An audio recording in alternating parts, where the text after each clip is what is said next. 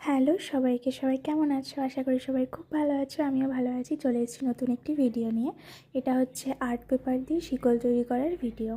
আর সামনে যেহেতু সরস্বতী পুজো আর দুদিন বাদে, তো সেই জন্য আমি ভাবলাম কিছু আর্ট পেপার নিয়ে একটা শিকল না, বেশ 4টে মতন হয়েছে, অনেক বড় বড়, সুন্দর করে সাজানোর জন্য। তো এটা হচ্ছে আমাদের যে ডান্স ক্লাসরুম, সেটাকে সুন্দর করে সাজানোর জন্য আমি তৈরি করছিলাম।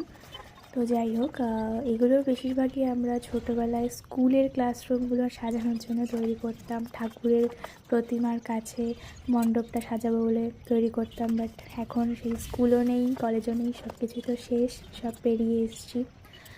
সব কিছুই সাময়িক, ছোটোবেলাটাও সাময়িক, সেটাও কেটে গেছে। তো যাই হোক, তো সেইগুলো আমি তো এখন তৈরি করছিলাম, যেগুলো সেটা হচ্ছে ডান্স ক্লাসের জন্য। আর এখানে কালার ছিল লাল, হলুদ, সবুজ আর গোলাপি, 4টে কালার মিক্স করে, কম্বিনেশন করে আমি প্রায় 3-4টে মতন শিকল তৈরি করেছিলাম। তো পুরো ভিডিওটা দেখতে থাকো, স্কিপ করো না। কী করে বানালাম, যারা ম্যাক্সিমাম সবাই জানে এটা একদম ইজি। আর কী কেমন তৈরি হয়েছে এটা আমি লাস্টে পুরো দেখানো আছে ভিডিওটায়। সবাই ফুল ভিডিওটা দেখো, তাহলে দেখতে পাবে। আর যারা আমার ফেসবুকে দেখছো, তারা আমার ইউটিউবে গিয়ে আমার চ্যানেলটা অবশ্যই সাবস্ক্রাইব করে দিও।